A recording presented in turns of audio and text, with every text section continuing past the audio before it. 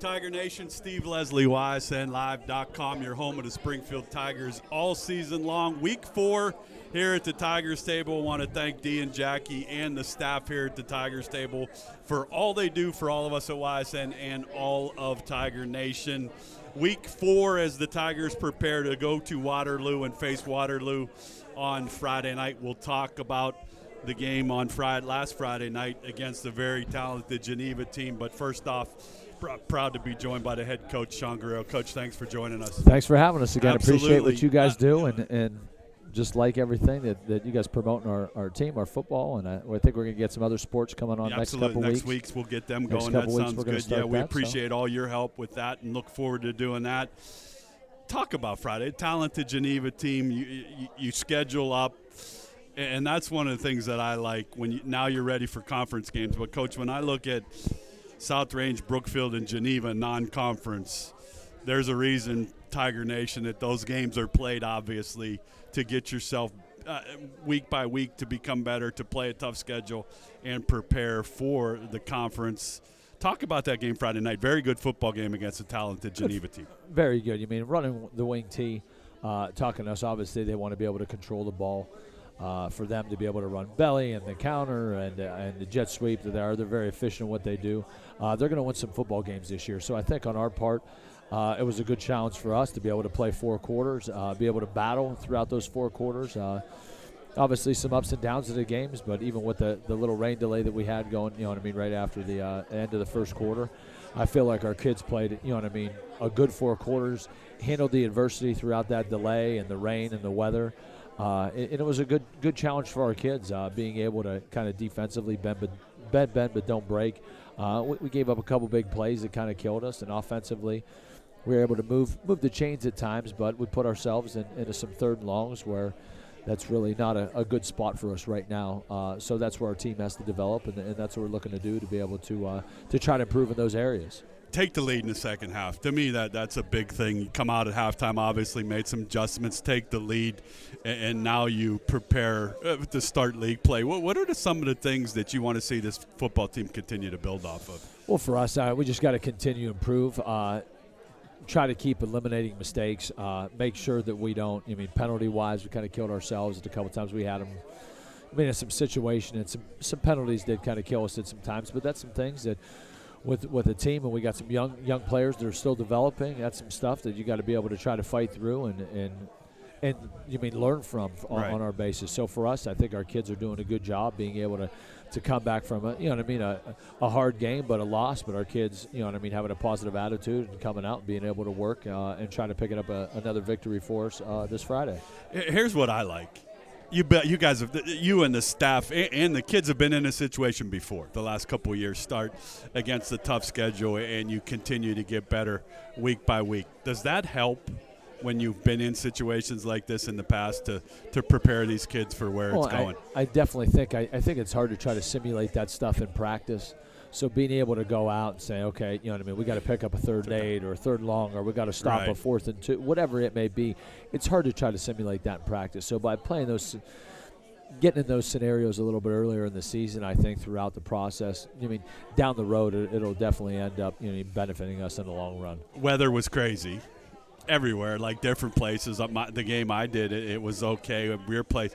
Talk about that a little bit. That's a tough thing for kids to start a game, get stopped, get in a delay. Talk about, what goes on in those delays when you go back into the locker room. Well, I think for that, too, we come back in, we tell them, get off their feet. We got 30 minutes. They want to take off their shoulder pads.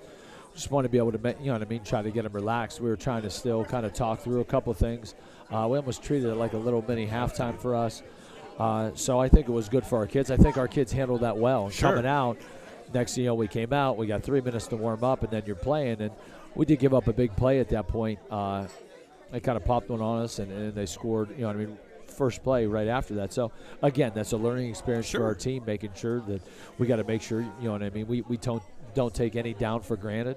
And we got to be able to, get the guy to the ground, when that stuff happens. So I think it'll be a good learning experience for our kids in case it ever happens in the future. Yeah, Noah called the game, and when we got here, we talked, and he really thought you guys did very well on a line of scrimmage against a team that's bigger than you. Talk about O-line, D-line, obviously a couple big plays, yeah, but the down-to-down grind against a wing T attack, you had to be pleased with how you guys handled yourselves up front. It was a battle up front, a battle. Our offensive line and still being able to, run the football and establish a run and do those things.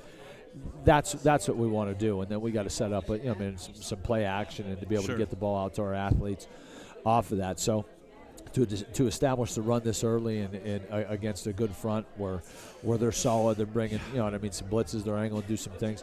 Our kids picked up well, and like I said, if we don't kind of shoot ourselves in the foot in times offensively, I think we're going to be able to continue continue drives, be getting first downs, and put some points on the board.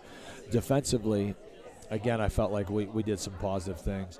I would say, that front line did some great things, created negative plays. I feel like Thomas Shealy had a lights out game for us up front. Had a lot of negative plays, shooting gaps, getting into the backfield, and they had some kind of things go their way. They probably had about, I don't know if I want to say 4 or 5 bad snaps.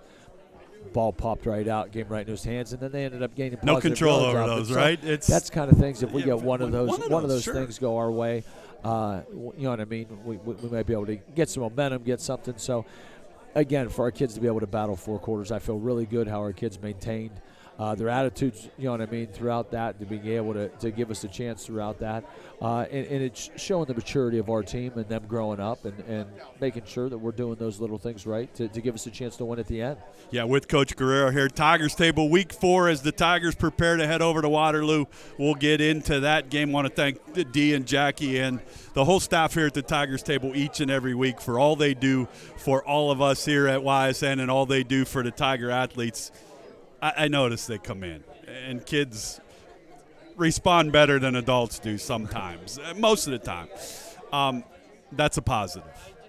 You can say season 1, non-league schedule, now another season begins with when I remember we talked in week 1, all the goals you talked about, win a league, get a home playoff game, do things, advance in the playoffs. Those things are still out there, and for me, that's one of the positives with those kids. Know that when you talk to them, they understand the process they're in, and that's a credit to your staff and yourself. Well, I always say for this, if we go through these 3 games, and if we would come out 3-0, we're making a run. You say that to me all the time. We're making a run if we do that. We come out 2-1, we're going to, we're going to be a good playoff team.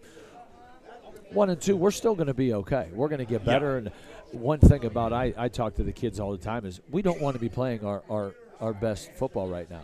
If we were playing our best football right now, then that's definitely something that, you know what I mean? Exactly. We got to be able to, we end up timing that up, that we can work on some things throughout the season, open up our playbook and make sure, we master some of the things that we end up doing, and we can build on that, through week to week, add a couple wrinkles in. I love that you say that. As a staff and as a head coach, how do you put a grip and handle that week to week, knowing that there's things you still want to put in and do, there's things you want to get better at as of right now, but there's things down the road? Do you talk about down the road a lot, Coach, or do you stay more day-to-day, week by week? Well, we do stay week by week, but I talk to the kids on Monday, like if we put a new wrinkle in or we're going to end up doing this is something I want to be able to make sure. We might need it this week. We might need it, week 7. We might need it week 11, but we'll have run it. We're not just introducing. So we don't go crazy with that by putting new stuff in, but we definitely have to try to expand the playbook and continue to work on both sides of the ball, because you never know whether it's putting in a new coverage or putting a new blitz or putting a new scheme for us. But we want to be able to build that in case we need it down the road where it's just not introduced, and you want to try to have the kids doing something different, throughout that. Health-wise, everything, kids okay, a little nicked up, beat up a little bit, obviously, I'm sure. We could be. I don't think we could. We are the healthiest we could be. For the last 2 weeks, our kids have been battling a sickness. We had some kids that we had another. People don't realize that, but Carson Cunningham was our starting corner. He started and played safety the entire game. He's been our corner for the past 2 years. So we have some kids in some different spots. that I don't think, you know what I mean, I don't want to say it changed the game or didn't, because we had a lot of kids step up, and again, when somebody does get bumps and bruises or somebody is sick, it gives an opportunity for another guy. So that's how we got to be able to try to build depth and try to come in. So I feel good about where our team's at right now, and if we got to shuffle around some kids, you never know what's going to happen in the future. Like I said, if somebody gets injured, we might have to move. So hopefully by having kids playing some different spots, we'll gain some experience off that. And by seeing a different position, you know where your guys at, where they want to be, and it kind of helps you, you know what I mean, scheme-wise. Right, absolutely. They'll head to Waterloo Friday night, league opener. Talk about it. Go on the road, things change a little bit. Talk about the preparation going into this week. For us, we're going to have to handle a travel. That's one thing I kind of like going out. So when I want to be able to make sure we're prepared, and if we got to go make a 2-hour bus trip or an hour bus trip in the playoffs, it's something that we've done before. Yeah, you've talked about that before. So our kids are going to get on a bus. We're going to sit on a bus for 50, 55 minutes. We're going to get off. We're going to go into our routine just like we would if we were playing at home. And to just try to get the kids comfortable and know what they're doing throughout. Waterloo does a lot of good things. They're gonna line up and give us some different coverages. They're going to give us some different alignments of what we're going to end up seeing on offense. For our defense, they're going to line up. They line up in empty. They line up in bunch. They line up in trips. They line up in they give us a lot of different formations where it's the kids. We got to be able to make sure that we're focused in calling, making our calls correct, and making sure if we have something that we're checking to or not, we got to be able to make sure we do that. So it'll be a good challenge for our kids mentally to make sure that we're getting lined up and that we're making the right calls for us to be able to execute, offensively or defensively on what we're doing. Coach G's keys for victory number 2. I always say this. I would think, and everybody's going to. I watched Paul's on this. He's going to talk about turnovers. I would think for our special teams, I thought our punt team did a heck of a lot better than they did in the past two. Right. We were able to change the field. Kickoff, we got to be able to make sure we get better. We don't want to be able to give the team, the ball on the 35, 40-yard line. So we want to be able to work on our special teams a little bit, which we kind of focused on.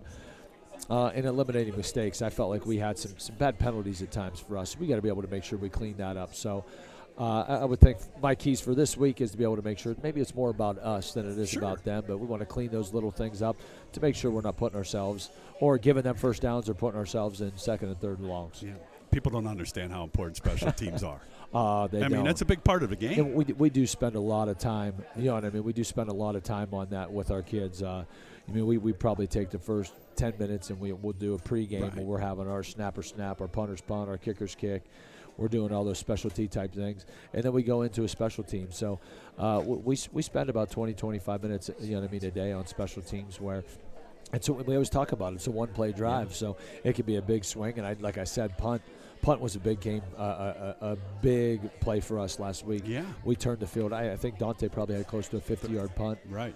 For us. So I would think with those two, we got to be able to make sure we continue to get better on special teams and eliminating mistakes. So the improvements there, obviously I called the game 2 weeks ago, and you return a punt for a touchdown, so the special teams are starting to play a bigger part of this football We're starting team. to have some impact on the football game. No doubt. There you heard it from Coach Guerrero. Friday night, they'll head to Waterloo in hopes of victory number 2.